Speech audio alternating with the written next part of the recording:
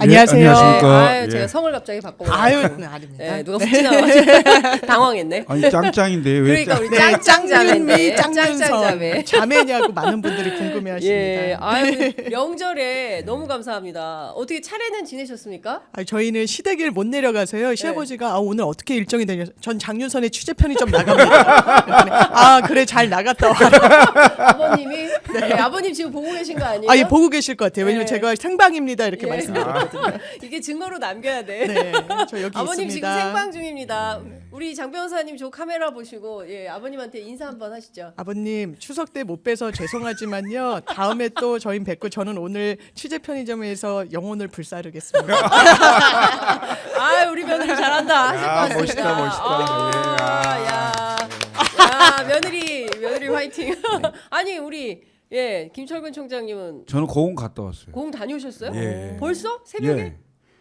그 저희 고흥은 네. 그 네. 이 생방송의 묘미. 예. 그 명절 전날 저녁에 네. 차례를 지냅니다. 그러니까 추석도 그렇고 설도 그렇고. 명절 전날이요? 예. 저희가 오. 바닷가인데 네. 뭐 일설에 의하면 과거 아주 오래전부터 네. 외국의 침략이 많아서 미리 명절 전에 네. 하루 전날 이렇게 차례를 지냈다 아. 뭐 이런 설이 있는데 확인되지 않은 겁니다. 일적의 침입이 예. 많아가지고 명절날에 그 전에. 그렇습니다. 제가 남해안의 섬 출신이거든요. 아. 고흥의 반도인데 네. 반도에 딸린 뭐 나로도도 있고 거금도 금산도 있고 예. 뭐 시산도도 있고 그 시산도 바로 앞에 제가 섬. 지호도라고 지호도. 예, 오, 지금은 이름도 다리가 너무 낮아 있는데 예쁘다. 예. 네. 예전엔 없었어요. 다도해 해상 국립공원 내에 있습니다. 네. 진짜 아. 좋으신데. 야 관광지 출신이구나. 그렇습니다. 야. 최근에 예. 저희 동네 그 기암 절벽이 하나 있는데 네. 그 절벽을 명승지로 예, 진짜 좋은 지정이 곳이구나. 돼서 야. 관광객들이 아주 많이 그렇구나. 오는. 다음에 저희 취재 편의점이 지호도에 가서 오 정말 너무 지호도 편. 좋겠는데요. 네. 한번 생방송을 혹시 뭐 제가 세게 뭐가 되나요? 김철근 교향 그 고향 특권 한번 예, 추진해 보도록 하겠습니다. 하여간 명절에 여러분들 함께 해주셔서 너무 감사드리고요. 저희가 또 드릴 말씀이 있습니다. 예. 그 취재 편의점이 아직 1년이 안 됐거든요. 네. 저희가 10월 16일이 1주년인데 아직 네. 1년이 안 된 가운데 저희가 누적 조회수 네. 2억을 돌파했습니다. 와, 진짜 대단하신 거예요. 1억도 아니고 2억입니다. 와우. 2억. 예. 진짜 근데 사실 축하드립니다. 언론사상 거의 없는 일인 것 같습니다. 저는 2억이라는 숫자는 처음 들어봅니다. 진짜. 엄청나네요. 진짜 대단하신 예, 것 같습니다. 다 시청자 여러분들께서 애청자 여러분들께서 함께 해주신 덕택이고 정말 너무 감사드립니다. 저희들이 이렇게 추석 명절에도 편의점 불이 꺼지지 않아요. 예. 편의점 365일 24시간. 예. 그리고 제가 해보니까 이 대형마트들이 쉬는 날 해야 되겠더라고요. 딱 이렇게 틈새 예, 시장. 틈새 시장을 노려서 이 대형마트들이 쉬니까. 제일 잘합니다. 예. 저희 예. 집에서 편의점을 하거든요. 진짜요? 그럼 더 잘하시. 사장님이셨네. 아니 예. 저희 부인이 하는 거죠. 이게 또 지인 중에 또 편의점 사장님 직접 계시고 편의점에서 명절 그 고향 못 가시고 함께 하고 계시는 우리 사장님들 다 힘내시기 바랍니다. 저희 취재 편의점이 우리 편의점 사장님들 다 응원하겠습니다. 하여간 저희가 명절에 이렇게 그 사실은 뭐 다들 이제 쉬지 않고 이어가는 이유는 정치권의 현안이 너무 많고 아무래도 이번 명절 지나고 19일 날 뭐 나온다는 보도도 있죠. 그리고 지지율이 윤석열 대통령 최저치를 찍었고 여러 가지로 정세가 굉장히 불안하기 때문에 그래도 잊지 않고 뭔가 좀 챙겨봐야 될 이유가 있어서 저희들이 좀 모시고 정치 토크를 좀 하려고 하는데요. 일단 그 저희가 지난주에 여론조사를 보셨죠. 20% 갤럽 여론조사에서 20% 최저치를 찍었는데 이 여론조사 이후에 보여주는 대통령실과 대통령과 영부인의 태도를 볼 때 부합한가 이런 고민이 좀 생깁니다. 김철근 총장님 어떻게 보셨어요? 20% 국정운영 지지율은 거의 국정 운영을 할 수 없는 지경이거든요. 사실은 공무원이 말을 듣지 않을 거고 그다음에 실제로 그 일을 할 수가 없는 상황이에요. 그런데 이것을 마치 전광판을 보지 않는다는 걸 실천하듯이 완전 무시하고 지금 이 20%가 되게 된 가장 큰 원인은 김건희 여사거든요. 김건희 여사가 연예인들이 뭔가 잘못했을 때 자숙하는 그것보다 더 못한 자숙이 없어요. 그리고 너무 뻔뻔합니다. 국민들이 보기에 진짜 해도 너무한다 이런 생각이 들 정도로 그냥 드러내놓고 공개 행보를 하는 거죠. 더군다나 권익위와 권익위에 의해서 검찰까지 혐의 없다는 얘기 그 판결을 받고 나서 네. 보란 듯이 이제 그렇게 하는 것처럼 보이는데 국민들의 그 이른바 법감정이라는 게 있어요.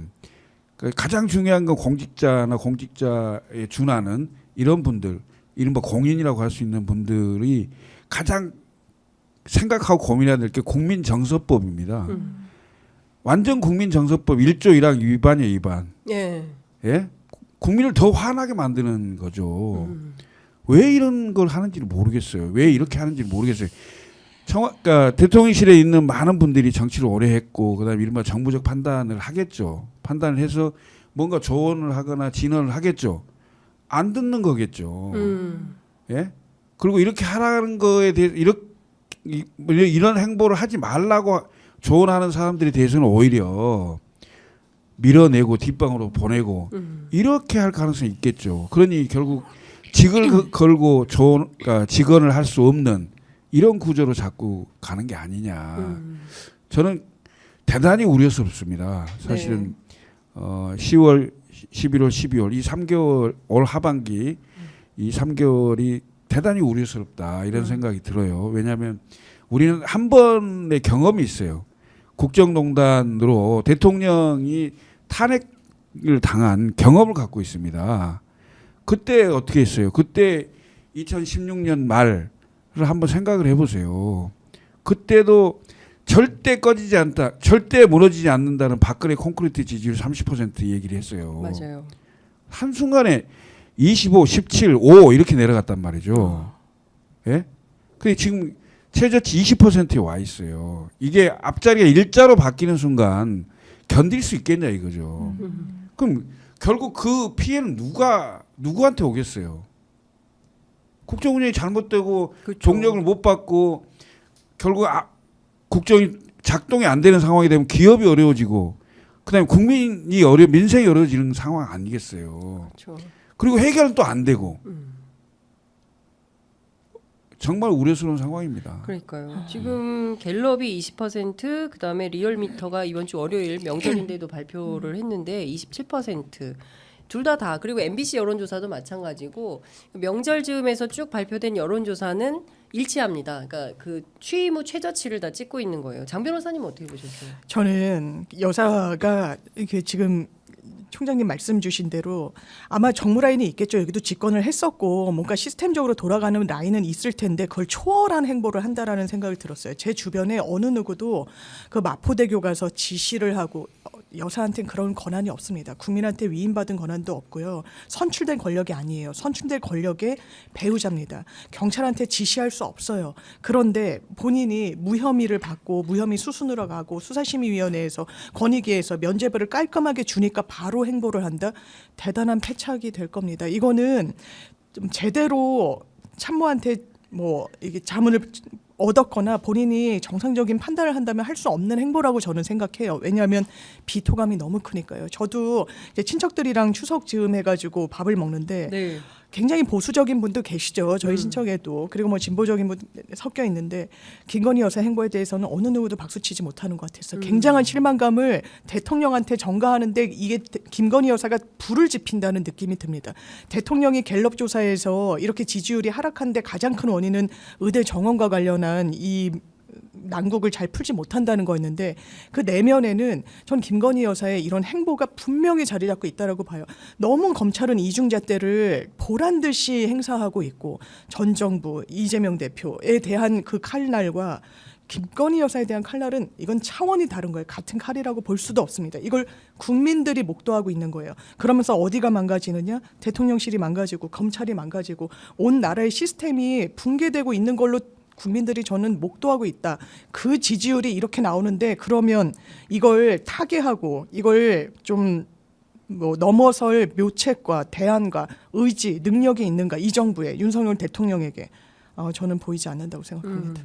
그러니까 아까 그 김철근 총장님께서 일종의 공인, 공적 마인드 뭐 이런 말씀하셨잖아요. 그러니까 최소한 연예인들도 무슨 재판 받거나 뭐 음주운전하거나 이러다 걸리면 자숙하고 뭐 몇 달, 1년 뭐 안 나오잖아요. 그 미디어에 노출을 삼가하는데.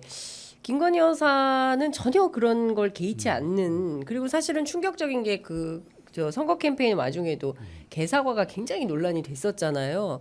근데 그러니까 별로 여론이 이렇게 떨어지거나 말거나 뭐 우리는 별로 신경 안 써 이런 태도로 읽히는데 실제 그런 게 좀 있는 분이라고 봐야 돼요?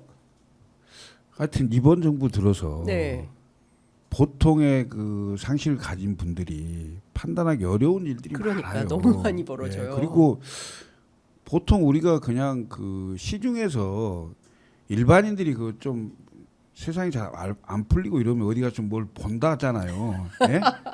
이게 국정 운영을 하는데 뭘 본다 하는 게 이렇게 많아요. 그리고 뭘 보는 거야 도대체? 어? 예? 뭘 보는 거야? 뭘 좀 볼 줄 안다는 사람이 주변에 이렇게 많아? 그리고 너무 많이 드러나요. 그게 그러니까 네. 사실 기사로 안 써서 그렇지 언론인들도 정보 보거나 이런 거 다 하실 거고 여의도에서는 완전히 횡행하고요. 이게 무슨 21세기에 네. 우리나라가 그래도요 알아주는 과학 그럼요. 기술 대국이고 예. 경제 대국 10대 경제 대국이에요. 뭔가 합리적이고 과학적인 판단의 근거에서 얘기가 돼야 설득력이 있는 거 아닙니까? 맞습니다. 그런 얘기가 없어요. 뭐 어쨌다더라 하고 뭐 이런 얘기가 자꾸 얘기 되는 것 자체가 이 나라가 완전 시스템이 붕괴되는 상황인 거죠. 이건 절대 안 되는 일이라고 저는 생각합니다. 그런데 이게 너무 횡행하고 있고요. 네. 이거는 마치 뭔가 그 태풍이 오기 전에 그 뭔가 이상한 조짐들이 보이는 그런 느낌 이런 생각을 지울 수가 없어요 지금. 예. 태풍이 오기 전에 뭔가 좀 기운이 감도는 그래서 배가 난파되려고 하면요 네. 가장 먼저 움직이는 게 쥐입니다. 쥐. 예. 예. 배의 평형이 흔들리거든요. 그러면 동물들이 그걸 감각적으로 가장 많이 느끼고 그걸 보고 사람이 이거 문제가 있을 수 있겠다라는 걸 그 미리 아는 네. 그러니까 예지력을 갖게 되는 그런 동물들이 훨씬 민감하거든요. 쥐 같은 동물들이 지금 막 움직이고 있어요. 네, 근데 뭐 글쎄요 또 두 분이 다 짖디더라고요. 아 진짜? 오 소름. 아 정말? 야, 너 띠는 또 몰랐네. 정말 몰랐어. 처음 들었어요. 야, 아니 그런데 저는 이런 거예요.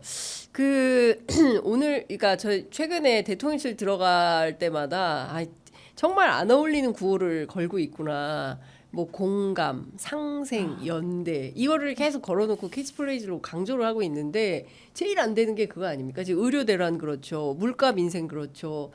뭐 지금 그 사실 윤석열 대통령 부정평가 1, 2위가 의료 대란하고 경제 민생 물가인데 이게 지금 된다고 볼 수 있어요? 어떻게 보세요? 아니 지금 의료 대란이 1위고 뭐 민생 물가가 2위인데 나머지 불통, 불소통 이걸 합치면 그거보다 1위보단 더 높다라고 하더라고요. 꾸준히 그 지표를 보면요. 그러니까 국민들이 그렇게 느끼는 거예요. 대통령은 공감 능력이 전혀 없구나라고 생각하는 겁니다. 여사가 이런 행보를 하면 이거는 제동을 걸어야 되는 게 맞고요. 대통령의 또 육성은 어떻습니까? 응급실이 지금 난리가 났다라고 하니까 한번 가보라고 했잖아요. 그 뒤로는 약간 주춤하는 것 같은데 저는 한덕수 총리가 소리 질렀잖아요. 국회 나와서 가짜 뉴스라고 막 윽박 질렀잖아요. 저는 이 사람의 개인적인 판단이 아닐 거라는 생각이 들어요. 평생 관료로 참모로 보좌하는 역할에 이제 사실 머물렀는데 이게 대통령실의 기류구나. 이 응급실 뺑뺑이로 전 정말 눈물이 나는 게 너무 어린 아이가 응급실을 못 찾아가지고 도니까 엄마가 그 구급차 안에서 오열을 하더라고요. 그 아이 지금까지 의식을 못 찾고 있는 걸로 알고 있는데 2살짜리 애기. 예. 저는 이런 상태를 보고 가짜 뉴스라고 윽박지르는 이 정부의 태도 이건 공감은 아니에요. 이건 불통이죠. 이건 불통을 넘어선 거예요. 이건 국민들한테 사실상 저는 어떻게 보면 역사에 정말 남길 수 없는 오점을 남기는 거라고 생각을 합니다. 그런데 이렇게 큰 소리를 뻥뻥 치고 우리는 공감한다. 우리는 방향성은 맞다. 우리가 하는 건 개혁이고 너네들은 반동이다. 어떻게 이렇게 이분법적 사고로 그러니까 검찰 출신 정치인 다시는 안 된다.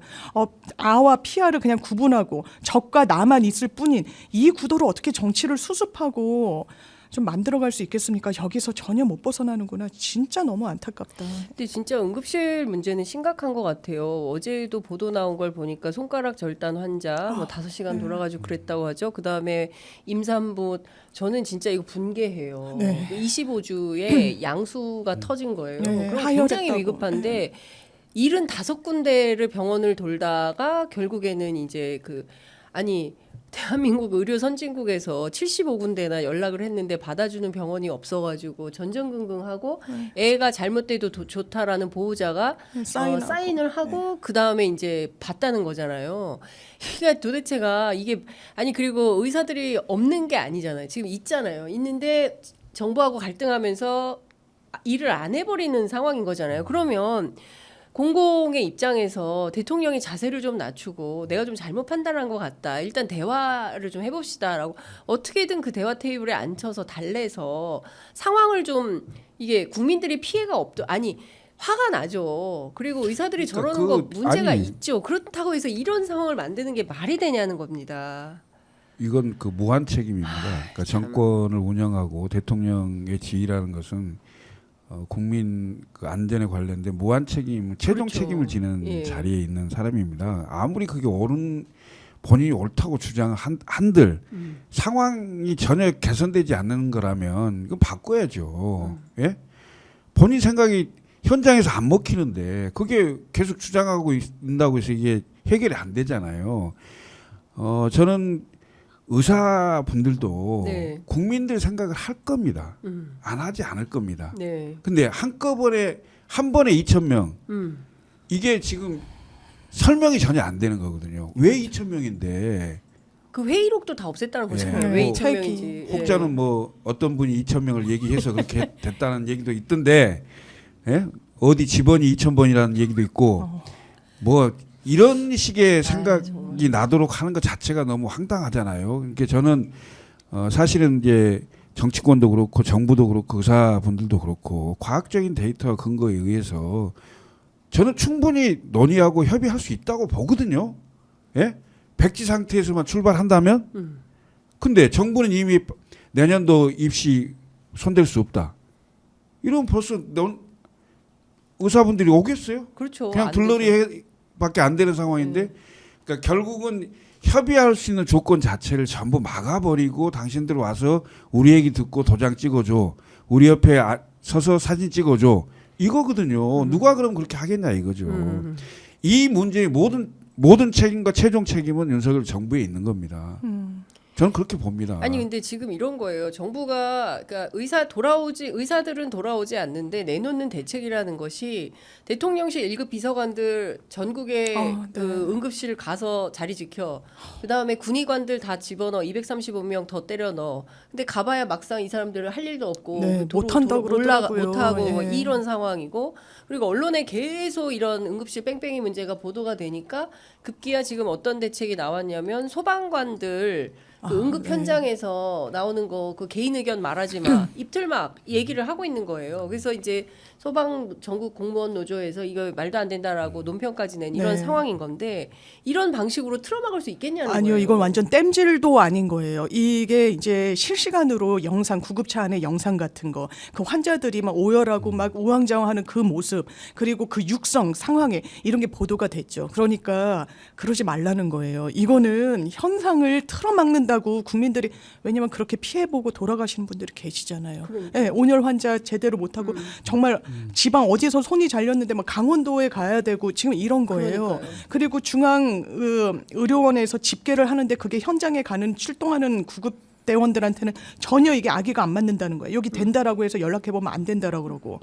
이거는 어쨌든 풀어내야 되는 의사들한테 대안 내놓으라고 하면 안 돼요. 이 정부가. 정부 정책의 주체는 대통령이에요. 정부예요. 의사들은 그 정책의 수혜 대상일 뿐이에요. 너네가 우리가 이렇게까지 했는데 내놔봐라라고 하면 내놓겠습니까? 당연히 박민수 차관은 경질해야 돼요. 이 논의 테이블에 들어오겠습니까? 의사들이요?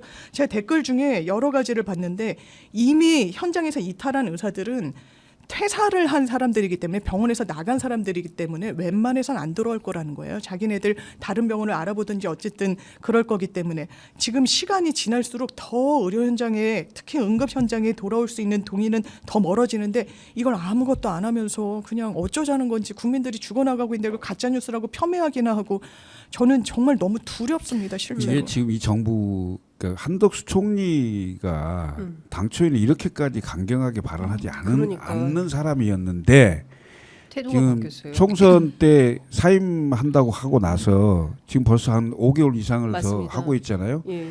내가 보기엔 최장수 총리 기록 깰 수도 있어요. 예? 그러니까 그거에 부합하도록 지금 발언 기류가 바뀌고 있는 거고 그다음에 정부의 그 차관도 그렇고 다른 장관들도 다 마찬가지예요. 이게 국민들을 보고 뭔가 완충을 하거나 그 변화를 하려고 하는 국민들에게 맞춰보려고 하는 그런 정책 운영이 아닙니다. 오로지 용산 대통령만 보는 이런 식으로 점점 더 스스로를 고립시키는 정부 운영이 되는 것 같아요. 제가 네. 보기에는 예. 그러니까 결국은 이렇게 되면 그 올 하반기 내년 상반기에 굉장히 우려스러운 상황에 대한 그걸 고민하지 않을 수가 없는 상황이 된 거예요. 그러니까 오히려 더 점점 상황은 나빠질 겁니다. 왜? 옹이하고 보이하려고 하는 순간 결국 국민들로부터 생각은 멀어지거든요. 그럼 국민들은 더 분노하게 돼 있어요. 예. 그럼 당연히 상황이 더 악화되겠죠. 아니 근데 분노가 저는 진짜 되던데요. 일단은 뭐가 분노가 되냐면 어제 나온 조선일보 기사 혹시 보셨습니까? 그 사실은 제가 기사를 스크린해 보니까 윤 대통령 취임 초부터 결심하셨던 것 같아요. MZ 세대에게 맞는 고품질 전투 식량을 개발하겠다. 이게 2021년 9월달 기사거든요. 이제 그로부터 지금 뭐 2년 3년 지난 가운데 대통령 뭐가 나왔냐면 최근에 윤석열 대통령이 세계 각국의 전투 식량을 직접 구매해 맛본 것으로 알려졌다. 예. 장병 식생활 개선을 위해 대통령이 직접 외국의 군 음식을 체험해 본다는 취지다. 어떤 건지 맛을 좀 본다는 거죠. 그리고 연휴 기간에 대통령 군부대 방문할 예정인데 이때 추석맞이 간식도 준비할 것이다. 이제 이런 보도가 나와 있고요. 대통령실 관계자에 따르면 윤 대통령이 근래 들어서 미국, 프랑스, 독일, 일본 등의 전투 식량을 직접 인터넷에서 구매해 먹은 것으로 안다. 젊은 장병들을 잘 먹여야 한다는 평소 생각이 반영된 것으로 보인다. 그 대통령이 직접 외국의 전투 식량을 맛봄으로써 우리 군 전투 식량과 비교를 해보고 개선점을 찾고 있다는 것이다. 지금 국민들은 의료 대란 때문에 난리인데 대통령은 직접 인터넷에 본인이 구매를 쇼핑을 해가지고 전투 식량 갖고 와서 먹어보고 이게 좋을까 저게 좋을까 궁리하고 있다는 거예요. 어떻게 보세요? 아니 아까 그 공감 능력 얘기했잖아요. 그러니까 무서워요. 이 지도자의 정도면 무서워요. 그러니까 지도자의 그 두 가지 덕목이 첫째가 공감 능력이고 두 번째 균형 감각이거든요. 예. 그러니까 공감 능력도 균형 감각도 뭘 해야 되는지도 모르는 그러니까 사태 파악이 전혀 안 되는 거예요. 그러니까 지금 전투 식량 얘기가 지금 뭔 얘기입니까 지금? 예? 아니 온 국민들은 지금 응급실을 못 가서 사람이 죽어나가고 있는데 지금 전쟁 납니까? 그걸 뭐 부추기는 그런 전쟁을 부추기는 거예요 지금? 그러니까. 뭐 하는 거예요 도대체? 그러니까 뭔가 설명이 안 되는 거예요. 그러니까 국민들이 가장 지금 힘들어하고 어려워하는 지점. 그 지금 이게 사느냐 죽느냐의 문제잖아요. 여기 지금 그 문제에 직면해 있어요. 우리가 응급실을 못 가고 심지어는 그 유명하다는 김종인 박사도 집에서 좀 그러니까 좀 다치셔서 머리. 네. 이마 찢어져가지고 응급실을 가는데 뭐 수십 군데를 다녀서 겨우 어떻게 가는. 그렇죠. 그 정도 유명하신 분도 그런다는데 일반 국민들 입장에서는 아니 그냥 평상시에 그냥 응급실 갈 수 있는 일을 지금 못 간다는 거 아니에요? 그럼 결국 생명의 위협을 느끼고 실제로 안타까운 일들이 생기는 이런 상황에 대통령이 지금 뭐 하는 거냐고요. 그러니까 진짜 그 거기다가 원래 대통령이 좀 먹는데 진심이시잖아요. 근데 메뉴에 관심이 많으시고. 근데 지난번에 그 해군 작전 기지에 정박했던 미국 오하이오급 핵잠수함 승선을 했는데 그때도 대통령이 직접 조리실을 방문해가지고 조리대, 싱크대 모두를 열어보고 구경하면서 미군 당국자들이 많이 놀랐다. 진짜 굉장히 섬세하신 것 같아요. 그러니까 싱크대까지 살펴보기, 싱크대를 굳이 볼 이유가 있을까요? 저는 정말 복창 터지는 것 같아요. 대통령이 처음에 이렇게 네. 많이 사람들이랑 어울렁 더울렁 계란말이도 하고 김치찌개도 하고 네. 이 이미지가 아주 나쁘진 않았던 것 같아요. 네. 물론 지지하지 않는 사람들한테는 아 이게 뭐야 뭐 이럴 수는 있지만 아 그래도 뭐 거기까지 오케이. 근데 너무 먹고 마시고 흥청망청 이런 이미지로 굳어지고 있어요.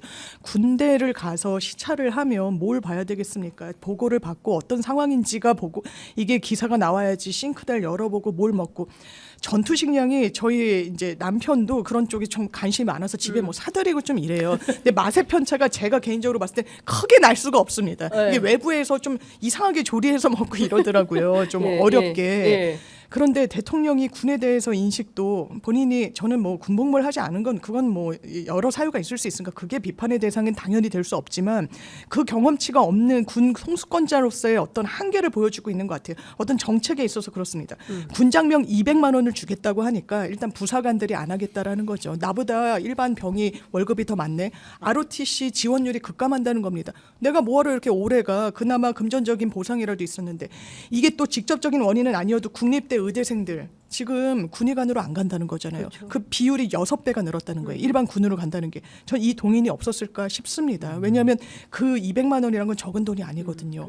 그렇다면 군의관이 180만 원이래요.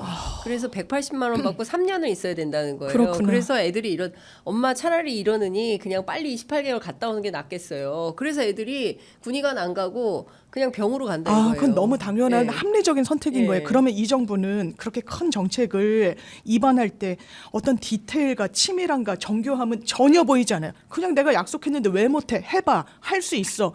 이런 거는 보수지의 칼럼에서도 지적하는 대통령의 태도잖아요. 왜 안 되는데. 물음표에 대해서 본인이 책임지지 않고 아래의 책임을 전가하면서 전혀 이 종합적이고 정합적인 정책을 만들어내지 못하는 모습을 여러 번 보는데 한가하게 먹고 맛있는 걸 먹어야 되지 않겠냐. 너무너무 한가해 보이고요. 이거 국민들이 너무너무 보기 언짢아하는 그런 장면인 것 같습니다. 아이고야. 지금 박은미님께서 창원입니다. 어제 친정엄마가 발바닥이 서지 못할 정도로 아프셔서 종합병원 응급실에 모시고 갔습니다. 가서 보니까 엄마 말씀이 야 나는 병도 아닌 것 같다. 더 급한 사람 위해서 약국으로 갔습니다. 못 가는 거예요, 진짜. 그 연동원님이 난 65세고 암 환자다. 수술이 늦어져서 암 환자들도 제때 치료 못하면 죽어갈 판이고 노인들은 비싸서 응급실도 못 간다. 이게 나라냐? 빨리 원래대로 돌려놔라. 증언도 하지 마라. 나중에 다음 정부가 해라. 이런 의견들을 지금 보내주시고 계십니다. 이게요. 다른 거 다 떠나서 중요한 포인트는 국민들이 그 먹고 마시고 사는데 어려움이 없어야 돼요. 그래야 선진국 아니겠습니까? 그런데 아파도 병원을 못 가. 전화할 수 있으면 경증이래. 예? 뭐 이런 당국자들의 판단이 있으니까 정말 황당무계한 거예요. 그리고 본인 부담금이 90%나 되는 거예요.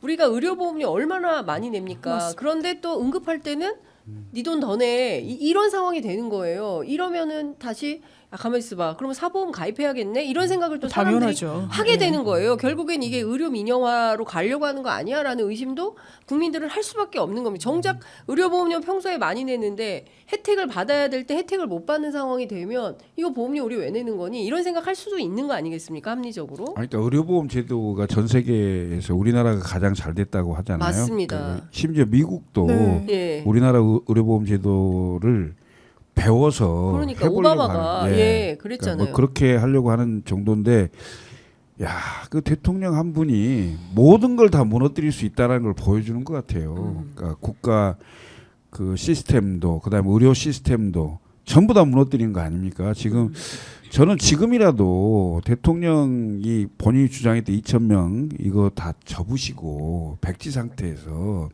의사들하고 그다음에 정치권도 의견이 있을 수 있으니 좀 협의를 했으면 좋겠어요. 그 합의할 수 있거든요. 과학적 근거에서 의사들도 늘리자는 거에 대해서 반대하지 않을 거예요. 그렇죠. 근데 어느 정도 수준이냐, 어느 정도로 갈 거냐 이런 건 논의할 수 있잖아요.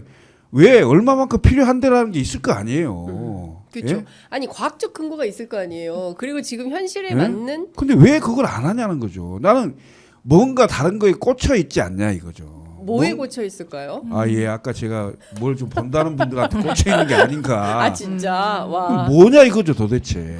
그렇지. 뭐 예? 뭘까요? 어. 장 변호사님 뭐라고 생각하세요? 왜냐면 왜 합리적 근거가 없으니까요. 이런 뭐 추측, 억측이 더 난무할 수밖에 없어요. 제가 박민수 차관한테 똑같은 질문을 한 이제 진행자가 하더라고요. 이게 과학적이지 않다라고 하고 날림으로 만들었다는데 과학적이라는 거예요. 근데 제가 박민수 차관 이야기를 듣고 너무 놀랬던 게 문재인 정부에서 400명씩 10년 동안 증언하기로 했었거든요. 그 안에 대해서 입장은 그건 비과학적이라는 거예요. 그리고 그 당시에 당신 어디 있었냐 했더니 보건복지부 기조실장인가 그렇더라고요. 네. 정책과 무관한 자리에 있지 않았는데 아 이렇게 정파적으로 접근하는구나. 이게 합리성이 없어 보여요. 그 1,509명을 배분할 때 과학적으로 했다라는 거예요. 그래서 최종이 1,509명인데 회의록 좀 보자고 했더니 없다라는 겁니다. 폐기했다라는 거예요. 이걸 어떻게 그런 상황 속에서 과학적으로 산출된 근거라고 이야기할 수 있어요. 대통령이 이야기한 게 있죠. OECD 무슨 평균 뭐 인구 대비 의사수. 근데 그거는 1,509명, 2,000명에 대한 증언의 근거는 아니에요. 그렇다면 지금이라도 이걸 되새기거나 좀 드롭할 수 있어야 되는데 전혀 그렇지도 않아요. 우리는 과학적이었다. 사람들이 아니라는데 의사도 못 믿겠다고 하는데 그러니까 이거 누가 얘기한 거야? 2000이라서 2000이야? 막 이런 농담 섞인 얘기가 나오는데 자초한 거는 사실 정부 아니겠습니까? 그러니까요. 근데 진짜 이거는 추석 명절 지나고 나서 점점 이게 여야 의정을 사실은 한동훈 대표가 던지긴 했습니다. 그리고 어제 또 의사들 만나러 다니고 또 이재명 대표는 또 조계종 총무원장인 진우스님 만나서 또 종교계가 좀 나서서 사회적 대타협을 할 수 있는 좀 이걸 뭘 좀 만들어 달라라고 요구를 하고 있고 뭐 이런 상황인데 실제로 해법은 안 보이는 거예요. 그리고 2025년에서 이게 불발됐기 때문에 정부는 그냥 고 하겠다는 거잖아요. 그럼 의사 단체로부터는 그냥 무조건 무릎 꿇고 들어와라 이런 건데 그분들은 그럴 생각이 1도 없는 것이고 그렇다면 이거는 연휴가 끝나도 해결되지 않는 거다. 그러면 응급실 대란은 계속된다라고 볼 수밖에 없는 건데 전 정부가 지금 대통령이 전투식량 시켜서 드실 땐가라는 생각이 자꾸 드는 겁니다. 제가 보기엔 굉장히 위험한 상황이라니까요. 이 왜냐하면 정부가 그 지금 그 응급실 문제로 의료 대란으로 사람이 죽어나가고 있잖아요. 그러니까. 예. 왜냐하면 이게 우리 시스템 자체가 원래 문제가 있었다면은 일부 이해도 하겠지만 우리 시스템 거의 완벽했어요. 맞아요. 우리 의료 시스템은 완벽했고 국민 누구든 급한 상황이 생기면 응급실에 언제든지 갈 수 있었어요. 예?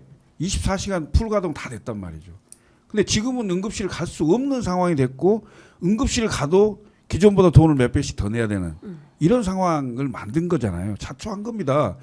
이거 풀 수 있는 유일한 사람은 정부의 정부. 그렇죠. 대통령입니다. 맞습니다. 대통령이 본인이 주장했던 거 빨리 내려놓으세요. 내려놓으시고 백지 상태에서 다시 논의하고 협의해서 결정하면 되잖아요. 그 결정으로 인해서 예를 들면 2025년도 그 의대 입시 정원 숫자가 조정이 돼서 혼란이 오는 것보다 그 혼란보다 앞으로 2,000명씩 뽑아서 오는 혼란이 더 심할 수 있다는 거 아니겠어요? 왜 이런 우려를 대통령은 그걸 고집하시나요? 그러니까. 얼마나 더 많은 사람이 죽어야 됩니까? 그러니까 지금 현재 사람이 죽어간다니까요. 그 저기 한동훈 총리가 가짜 뉴스라고 누가 죽어 나가냐 막. 네, 사람 죽어나가지 죽어나간- 않고 의사 간호진에 대한 예의가 아니라고 막 아니다, 뭐 호통을 화를 내셨죠. 치더라고요. 국회 아니, 상임위가. 한동수 총리는 최장수 총리를 위해서 그런 발언을 하는 것 진짜 그러면 안 같은데 될 사실은 그게 아니죠 지금. 사실은 김철근 총장님이 말씀하시는 게 아니 근데 신문만 봐도 대통령 그랬잖아요 기자회견 때 현장에 가보십시오. 신문 좀 보세요 기자들한테 막 그랬잖아요. 이게 다 신문에 나오는 얘기입니다. 근데 신문에 나오는 얘기인데 이거를 부인하고 있으니까 참 어떻게 해야 되냐라는 건데 그야말로 한 사람의 고집, 한 사람의 경로 이런 것 때문에 전부가 판이 교란되고 있다라고 하면 결국엔 대통령 스스로 입장을 좀 수그러뜨리고 국정 운영의 기조를 바꾸고 좀 듣고 뭐 이렇게 해야 되는 거 아닌가라는 생각이 좀 듭니다. 어제요 그 이준석 의원이 SBS 김태현의 정치쇼 나와서 센 얘기 많이 했습니다. 드디어 올 게 왔네. 이제 드디어 본격적으로 왔어. 얘기해 주시고 가셔야 돼. 드디어 올 게 왔어요. 예. 아니 그 몇 가지 얘기를 하셨는데 일단은 여성 대통령을 둘을 만들어봤다. 그게 뭐 가히 좋지 않았다. 별로 좋지 않았다. 이제 이런 이제 그 얘기를 네. 뭐 굳이 해석 안 해도 아시겠지만 네. 이준석 그 의원이 정계 입문할 때 박근혜 대통령 비대위원장 시절에 맞습니다. 비대위원으로 예. 정계 입문을 해서 박근혜 대통령을 일단 만들었잖아요. 그렇죠. 그건 완벽한 여성 예. 대통령 예. 선출된 여성 대통령이었기 때문에 거기에 이의를 달지는 않겠죠. 네. 근데 또 다른 한 명의 여성 대통령은 누구냐? 누구냐? 예? 누구를 지칭했겠습니까? 예. 선출되지 않았는데 거의 대통령 행세 또는 대통령처럼 하는 것처럼 보이는 그것을 비판하기 위한 얘기 아니겠나 이런 생각이 들어요. 미국이 지금 대통령 선거를 하고 있잖아요. 그렇죠. 미국의 민주당 해리스 그렇죠. 네. 그 대통령 후보인데 미국은 여성 대통령이 한 번도 돼본 적이 없어요. 맞아요. 예, 그래서 이제 해리스가 되면 이번 처음이었죠. 처음으로 이제 유리천장을 깨는 건데 힐러리가 그걸 못했잖아요. 그렇죠. 이제 그래서 미국의 정계에 있는 분들이 그 여성 대통령에 대해서 관심이 많대요. 그래서 미국 대사관에 있는 분들도 뭐 그런 그 질문도 하고 뭐 이런 얘기를 한 적이 있나 봐요.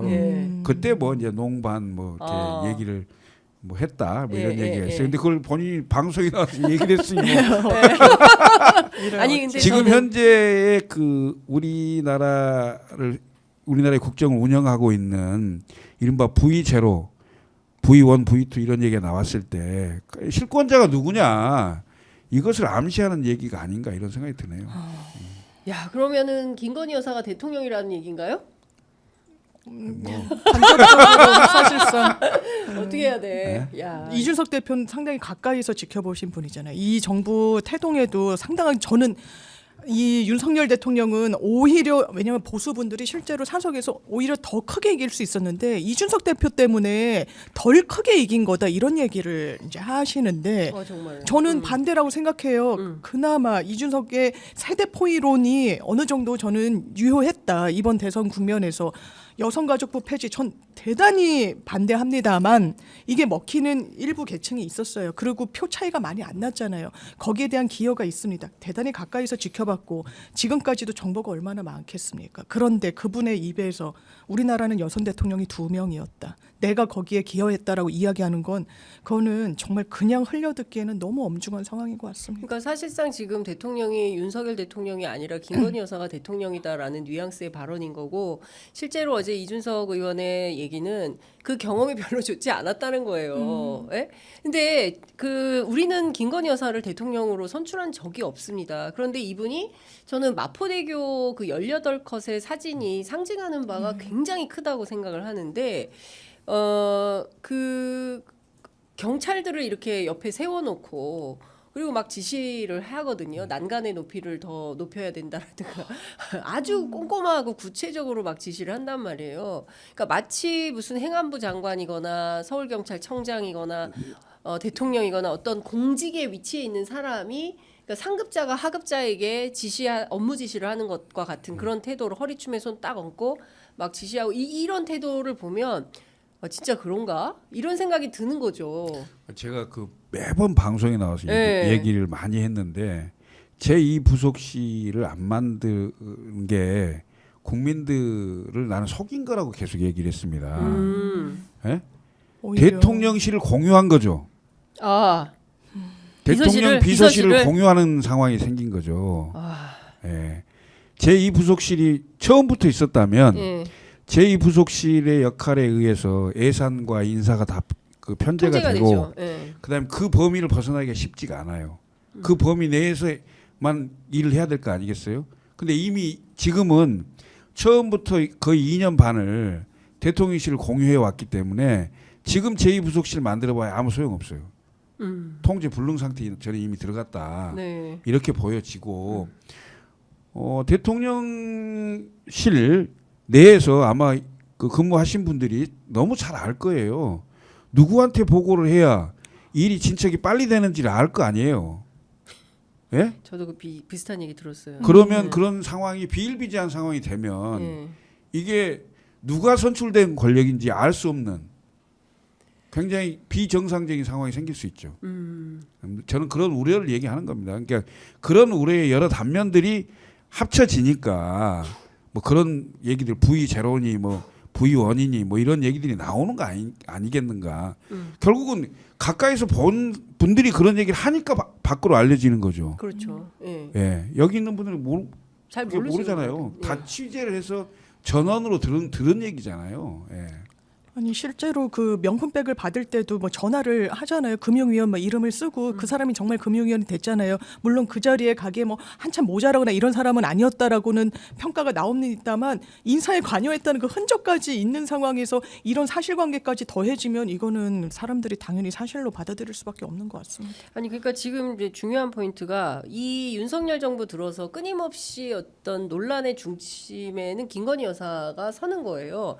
근데 이 문제가 해결이 안 되고 뭐 천공도 마찬가지고 김건희 여사도 그렇고 근데 급기야 지금 지지율이 20% 최저치를 찍었음에도 불구하고 아랑곳하지 않고 뭐 추석 인사도 하고 뭐 저 뭐야 장애 아동 시설에 가서 봉사활동도 하고 그러니까 뭐 국민들이 무슨 생각을 하거나 말거나 나는 내 식대로 간다. 이제 이런 판단 아니고서야 불가능한 행보를 하고 있단 말이에요. 그리고 이 연휴가 끝나면 또 칠레를 가십니다. 예? 칠레를 가서 원전 뭐 세일즈를 한다고 하는데 이게 전반적으로 보면 김건희 여사가 전면에 나서고 마치 윤석열 대통령이 사진도 그렇지 않습니까? 공개된 사진을 보면 김건희 여사가 주인공이고 마치 이제 대통령이 주변부인 것처럼 이렇게 되는데 이 자체로 국정농단 아닙니까? 예? 국정농단은 헌법과 법률의 중대한 그 위반 사유가 그 구체적으로 나와야 돼요. 그러니까 네. 이게 거의 정황 증거, 그 정황으로 뭐 이렇게 막 이렇게 정치적으로 또는 정부적으로 이렇게 판단해서 몰아가고 밀어붙인다고 해서 될 일은 꼭 또 아니거든요. 그러니까 이건 제가 보기에는 아까 그런 그 위험이나 우려를 얘기를 했잖아요. 그러니까 결국은 국정운영 지지율이 떨어지면서 가장 먼저 나오는 게 내부의 내부 고발자입니다. 이런 일이 있었습니다 하고 양심선언을 한다든가 공익 제보를 한다든가 이런 상황이 생기면 그게 스모킹 건이 될 수가 있겠죠. 그럼 완전 난리가 나는 거죠, 사실은. 그러니까 그 단속을 굉장히 많이 할 겁니다. 그래서 인사를 할 수 있는 범위가 계속 좁아지는 거죠. 본인이 아는 사람, 본인이 경험한 사람, 믿을 만한 사람. 이런 사람으로 좁아질 가능성이 있죠. 야, 근데 제가 보기에 어제 이제 이준석 의원님 그 얘기 말고도 센 얘기를 많이 했는데 하나하나 또 여쭤보면 지금 19일 제가 날 이준석 해석기는 아닌데 상황을 제일 잘하시는. 아니 개혁신당이니까 예, 같은 당이니까 아니 그 장 변호사님보다는 많이 하실 거 아니에요. 저는 촉촉합니다. 조금 예. 아니 그 원래 다 알려지긴 했지만 이게 지금 공천 개입 의혹이 엄청 큰 이슈가 되고 있잖아요. 그래서 뉴스토마토에서 19일 날 새벽 6시에 어떤 보도를 내놓을지는 현재로서는 알 수 없지만 관련된 후속 보도가 이어진다고 하면 굉장히 큰 건인데 어제 이준석 의원이 사실 이 텔레그램 문자를 본 사람은 한 명이다. 갖고 있는 사람은 한 명이다. 그리고 본 사람은 여러 명인데 대충 의견을 종합해 보면 공천 개입이라고 보기엔 좀 애매하다라는 게 이제 그 중론이라는 거예요. 근데 이제 어제 저희 프로그램 출연한 또 신인규 변호사 시일야 방송대 공마 뚜껑 열려가지고 한참 얘기하다 가셨는데 본인이 어떻게 하냐 이거예요. 그리고 그 사람 갖고 있는 사람 한 명이 또 딴 사람한테 줬을 수도 있고 어떻게 확언을 할 수가 있냐. 이거는 확언이 가능한 사람이니까 확언했겠죠.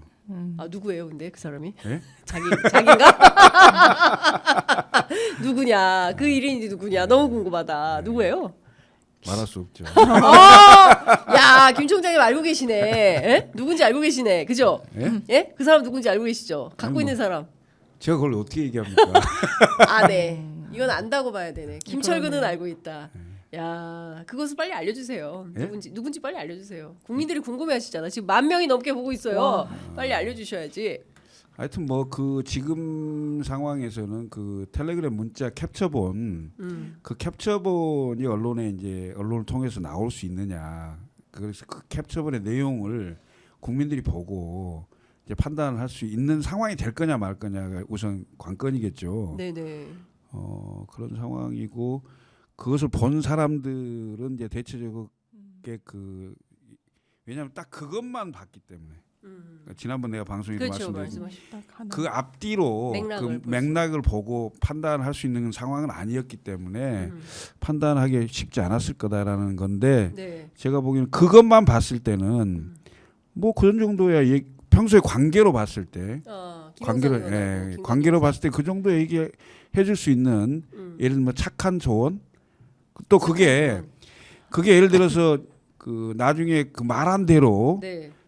실행이 돼갖고 뭐가 됐다 이러면 또 입장이 달라지겠죠. 네. 상황이 다른 얘기가 되겠지만 그냥 그 얘기를 했는데 그 다음에는 본인이 원래 있었던 지역구에서도 나왔고 다 원래 가려고 했던데도 못 갔고 네. 결국 공천이 안 됐어요. 뭐 이런 상황이 됐기 때문에 그걸 가지고 또 뭐라고 평가를 해야 될지 이런 지점들이 있는 거죠. 그러니까 그 자꾸 이제 지난번에도 뭐 개혁신당 얘기를 했는데 개혁신당이 굳이 네. 김건희 여사를 그다음 윤석열 정부를 뭐 단 일도 그럴 생각이 없습니다. 네. 그렇지만 이게 침소봉대 갖고 막 밀고 간다고 해서 꼭 정확한 게 있지 않는 상황에서 그것도 좀 굉장히 위험한 거다. 신중하게 정당이기 때문에. 예, 그렇습니다. 예. 지난주에 그 말씀하신 거 엄청 조회수 많이 나왔어요. 아 그래요?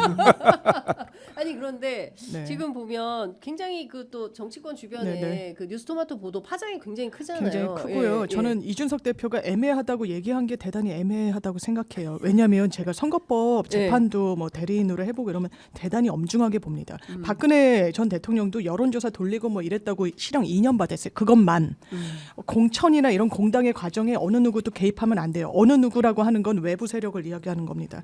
이게 실행이 되지 않았다고 법원이 보지 않을 겁니다. 왜냐하면 손들고 자기가 다른 지역 가겠다고 했거든요. 상당히 이례적으로. 그런데 이게 애매하고 별거 아니고 실행이 되지 않았다고 변소하는 것은 저는 이준석 대표가 걸어갈 선택지는 아닌 것 같아요. 그냥 정확하게 이야기하는 게 맞는 것 같습니다. 왜냐하면 어떻게 보이냐면 외부자로서는 너무 김영선 의원이 재보궐선거에 나오고 이랬을 때 사실 당의 엄청 중요한 당대표였잖아요.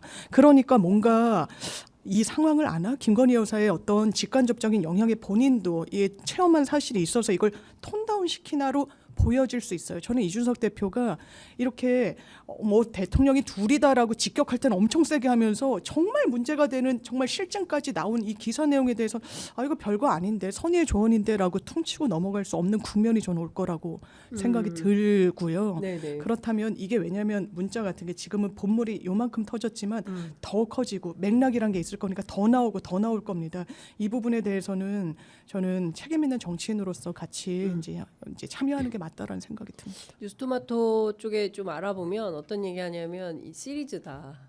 그러니까 19일 날 보도 한 편만 딱 나오는 게 아니라 계속 이어진다는 거거든요. 그러니까 상당히 많이 취재를 한 모양이에요. 그래서 관련된 내용이 막 연속적으로 나왔을 때 말씀하신 대로 정권이 버틸 수 있을까? 견딜 수 있을까? 이런 생각은 들고 뉴스토마토 보도하면 아마 이게 오늘까지는 기자들이 대충 쉴 텐데 내일은 아마 대체로 다 출근을 할 거예요. 80% 이상은 내일은 출근을 해서 이제 그 목요일치 신문을 만들어야 되기 때문에 그러면 뉴스토마토 뭐 취재하고 있는지도 또 다른 매체를 통해서 또 어간이 또 나올 수도 있고 이제 이런 상황이 되면 이건 일파만파죠. 그리고 갤럽 조사는 이번 주에 없을 거예요. 월화수 쉬었기 때문에.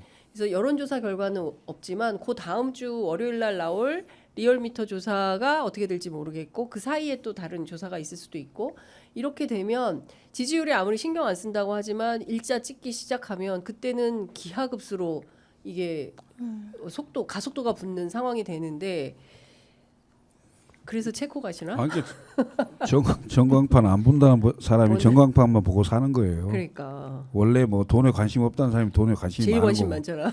그런 거죠. 네. 근데 지금 대통령의 국정운영 지지도라는 건 대통령의 국정운영 동력을 체크하는 체크할 수 있는 그런 예를 들면 수단 같은 거라고 볼 수 있는 건데 계속 악순환의 고리를 그러니까 적어도 본인을 지지하는 그 이른바 꼴통 우파 또는 꼴통 극렬 지지자 이분들을 잡기 위해서 계속 발언을 반국가 세력 뭐 이런 센 거 발언들 이런 발언을 해서 묻고 그 다음에 인사를 하는데 김문수 뭐 이진숙 뭐 이런 분들로 전혀 공감이 안 되는 인사를 하고 네. 다 그런 이유들이 결국은 지금 현재 본인을 지지하는 사람을 잡기 위한 그런 조치로 보이는데 그럼에도 불구하고 네.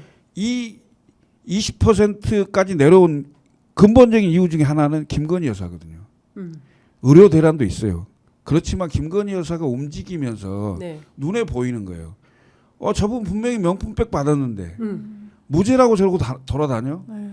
야 진짜 뻔뻔하네. 음.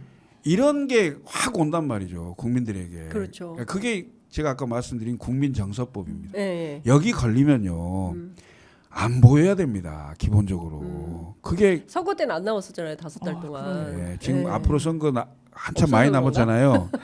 예, 한참 많이 남았기 네. 때문에 본인이 다니시면서 뭐 분위기를 반전시킬 수 있는 뭐가 있다고 생각했는지를 모르겠어요. 그래서 무슨 마포대교도 가고 은평 그 장애인 시설. 예, 거기도 가고 뭐 이랬는지는 모르겠으나 지금은 그 내용하고 상관이 없어요. 그 콘텐츠하고 상관없어요. 큰 착각입니다. 안 되는 거예요. 왜? 나오는 순간 내용이 상관없이 왜 나오시냐고 보기 싫은데 네. 이렇게 되는 거거든요. 그러니까 점점 국정운영 지지율을 떨어뜨리게 하는 그런 자극만 줄 뿐이에요. 그러니까 물론 대통령실에 있는 분들도 경험이 많고 정치 많이 해보면 비서실장부터 그런 그럼요. 분들이니까 예, 예, 예. 옛날 정무수석도 하셨고 네. 그런 분인데 왜 이럴까? 결국 말을 안 듣는다는 귀를 막는다는 얘기겠죠. 그러니까요. 저는 대단히 우려스러운 상황이 올 수 있다. 박근혜 대통령 때도 콘크리트 30% 얘기했어요. 예. 예? 근데 단 2주 만에 무너졌어요. 2주.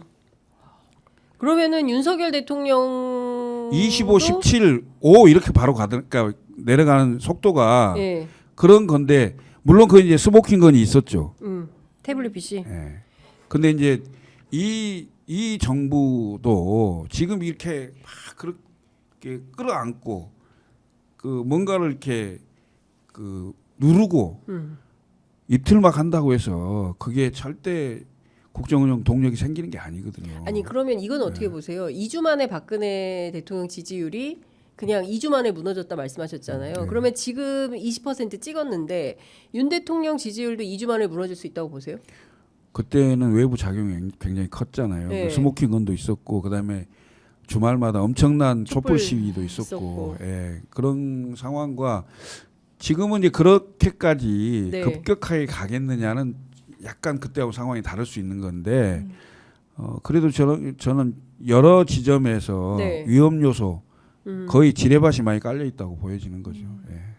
장 변호사님은 어떻게 전망하세요? 저도 이게 박근혜 전 대통령 국면과는 조금 다른 양상인 것 같고 예. 민주당에서도 이제 탄핵백서 뭐 이렇게 쓰시고 그때 했던 분 이야기가 그러니까 탄핵은 민주당이 했던 건 아니다 이제 국민들이 했던 거다. 그리고 그때 국정조사 막 그 검찰 특검 이게 다 여러 박자로 여러 국면에서 이 탄핵이란 게 견인됐었는데 지금은 곳곳이 지뢰밭인 건 맞지만 하나의 분기점은 없는 것 같아요. 근데 그게 어디서 터질지는 잘 모르겠습니다. 그게 뭐 뉴스토마토에 보도가 될지 아니면 김건희 여사에 대한 검찰이 아마 도이치모터스와 관련해서 무혐의를 주면 그건 대단한 분수령이 전 또 될 거라고 생각합니다. 그래서 특검을 아주 본격화하기 전에 검찰이 어떤 선택을 하는지 한번 지켜보고 외압을 넣어야 된다고 생각해요. 압력을 국민이 넣는 겁니다. 이 부분은 그런 여러 지렛대를 저는 이 지뢰를 아마 타개할 능력은 이미 전 상실했다고 보고 근데 어디서 터질지 그게 언제가 될지는 지금으로서 가늠하기는 조금 어려워 보인다. 예.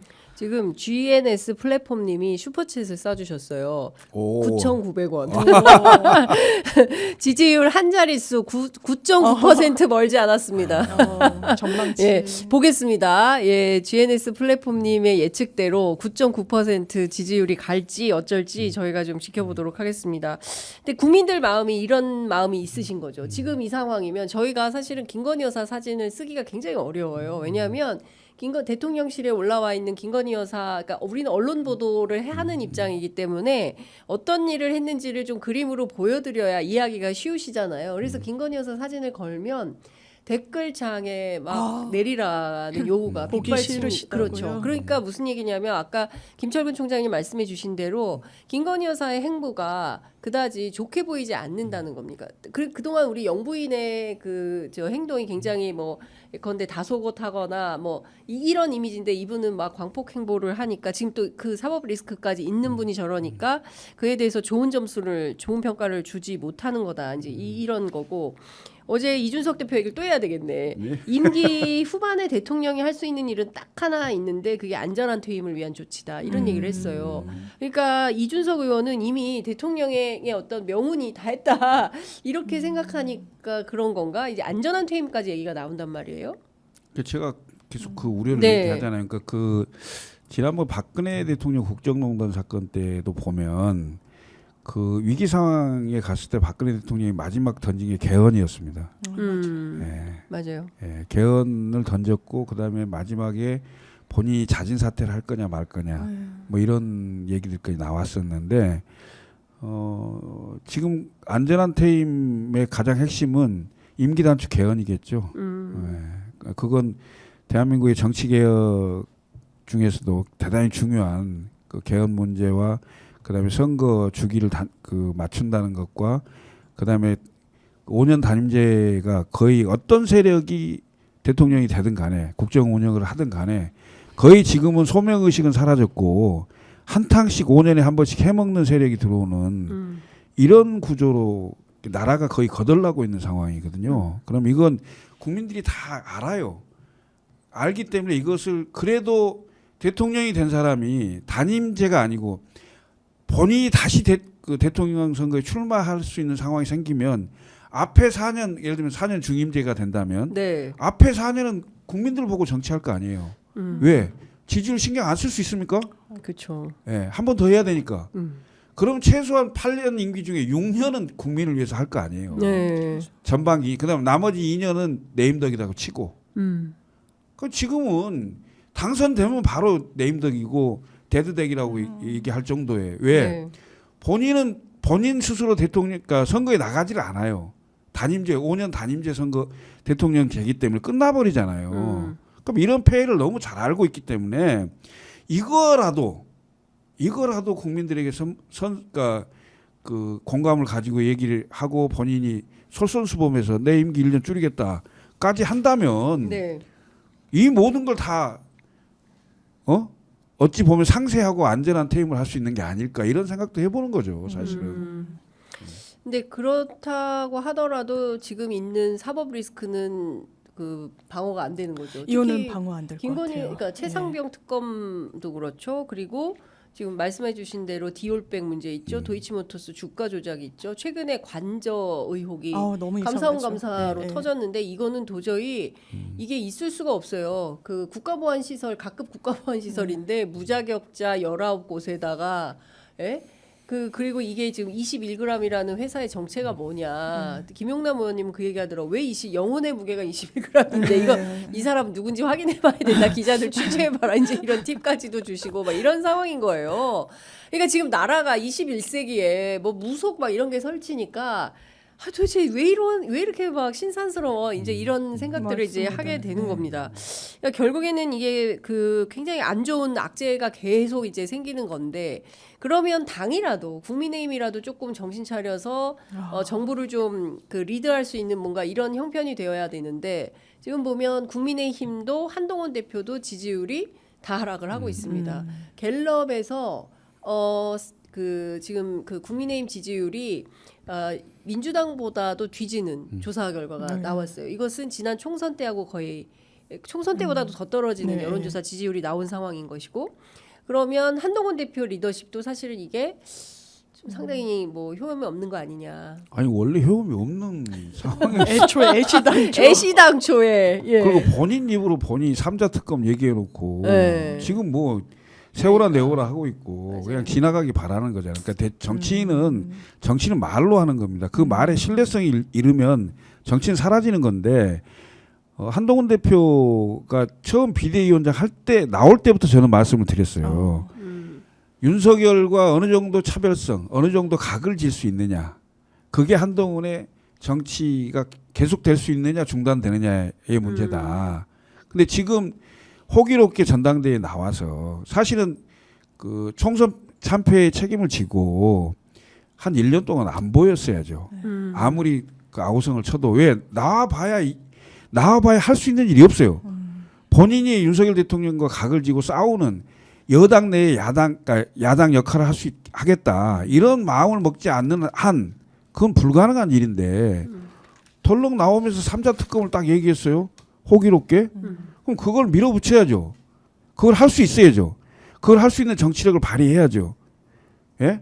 3자 특검을 했을 때 이른바 가장 큰 문제는 대통령의 직권남용에 관련될 건데 대통령은 그건 당연히 지시할 수 있는 것이라고 설득을 하든가. 예? 그 문제가 안 될 거라고 설득을 하든가. 그래서 3자 특검을 관철을 해낼 수 있는 그런 무슨 정치력이 전혀 안 보이잖아요. 예? 본인 생각만 변함이 없는 거예요. 생각이 변화가 없으면 뭐해. 그쵸. 그게 투영이 되고 실천이 되고 야당과의 협상에서 실제로 법안이 성안이 돼서 대통령도 거부권을 행사하면 내가 지지하는 사람 10명이면 거부권 넘을 수 있으니까 하자. 네. 뭐 이런 배짱이라도 있든가. 네. 아무것도 없어요. 그러니까요. 근데 이제 오늘 아침 세계일보 재밌는 보도가 나왔던데 보수 관계자들이 이런 얘기를 하고 있다는 거예요. 아니 한동훈 말이야 이재명이랑 싸우라고 뽑아놨더니 협치를 하고 있네.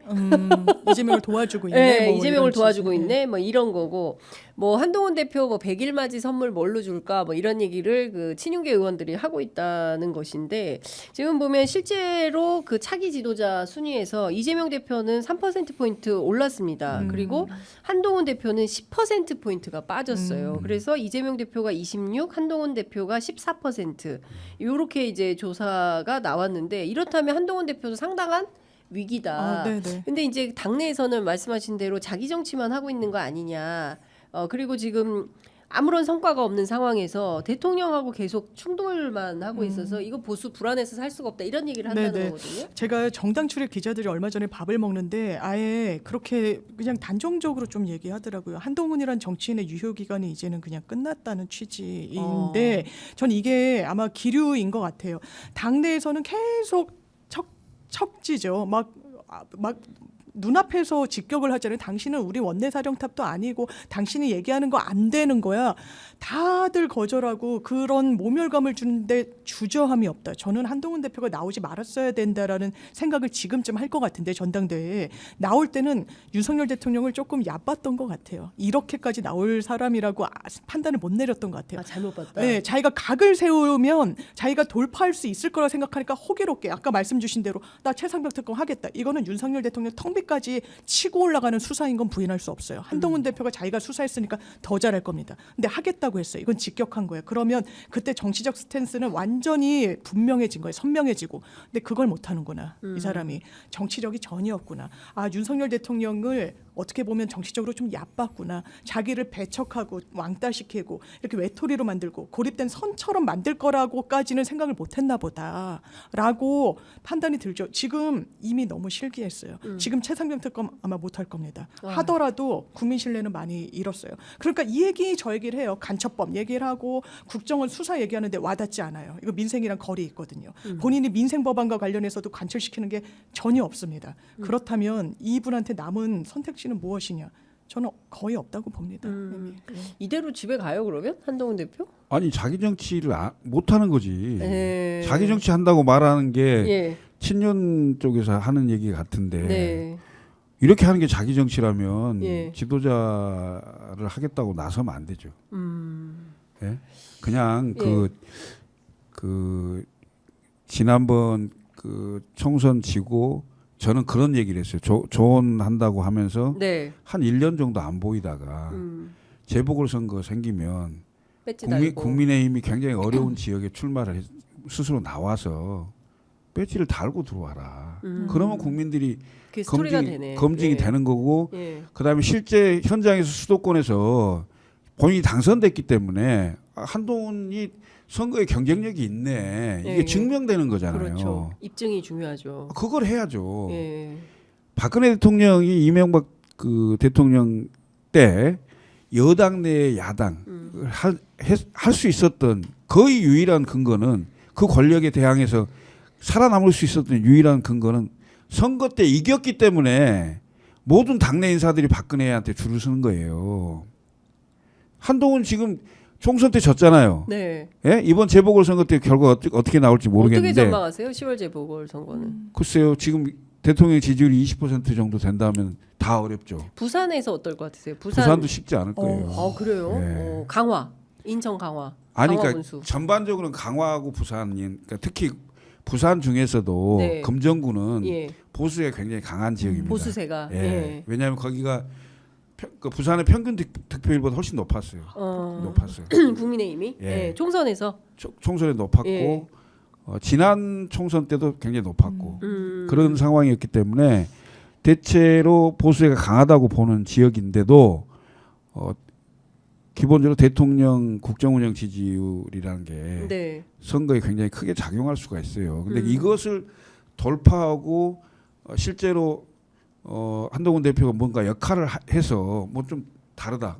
또 호남에서 후보를 내고 네. 적어도 두 자릿수 정도를 나는 할 수 있다. 뭐 이런 걸 보여주지 못한다면 뭐 누가 뭐 때문에 예? 대통령 임기 3년 가까이 남았는데 지역구 의원들요 매년 본인 지역구 예산 가져가야 돼요. 더군다나 소수 여당이에요. 예? 그 예산 누가 줍니까? 처음 정부에서 예산 세워지지 않으면 그 예산 자체도 가져갈 수가 없어요. 대통령한테 밑보일 수가 없다고 의원들이 네. 상황이. 예. 그러니까 지금 전반적으로 보면 한동훈 대표도 그렇고 국민의힘도 그렇고 지금 윤 대통령 따라서 계속 가다가는 제가 보기에는 비전이 오히려 그러니까 더 죽는 길인지 죽는 아는 길로 가는 거예요. 죽는 길인 줄 알아요. 알면서 아는데 예. 아무도 얘기 안 해요. 완전히 그 주전자 안에 개구리죠. 주전자 안에 새로운 속담 나왔어요. 우리 주전자 끓는지 안에 모르는. 개구리. 예, 우물안 개구리도 아니고 주전자 안에 개구리. 주전자 안에서 개구리가 또 살기도 라는 생각이 좀 듭니다. 오늘 지금 11시 6분 지났는데 이건 꼭 여쭤봐야 될 것 같아요. 이 와중에 한동훈 대표가 오늘 저녁에 CBS 라디오 한판 승부에서 한동훈의 플레이리스트 DJ가 됩니다. 음악 DJ, 음악 방송 DJ를 하시는데 이것도 자기 정치라고 봐야 돼요? 이게 이 와중에 어떻게 봐야 됩니까? 이게 지금. 아니까 네. 여당 대표는 네. 대통령 임기가 한 3년 정도 남아 있기 때문에 대통령과의 관계를 어떻게 할 거냐. 그러니까 지금 대통령의 국정운영 지지도가 굉장히 낮기 때문에 대통령의 그 울타리 안에서 그 본인이 정치적 활동을 한다면 여당을 할 거냐 야당을 할 거냐예요. 그럼 야당을 정확히 해주면 대통령을 그 대선 때는 지지했지만 지금 지지하지 않고 철회하신 분들이 많을 거 아니에요. 그분들을 어느 정도 몰고 올 수 있어야 돼요. 뭐 그런 굵직굵직한 무슨 정치적 행위는 하지 않고 이런 뭐 플레이리스트나 뭐 얘기하고 뭐 음악 방송 틀어주고 이게 무슨 뭐 연예인입니까? 그러니까 무슨 얘기냐면 지도자 반열에 올라가서 좀 크게 보이는 분이 좀 소프트하고 부드럽고 이런 것을 통해서 국민들과의 좀 접촉면을 넓히고 뭐 이렇게 하는 게 예를 들면 과거에 YS나 DJ가 아침 방송에 출연을 해요. 주부들이 많이 보는 아침 방송에 출연해갖고 그 멜빵도 하고 네.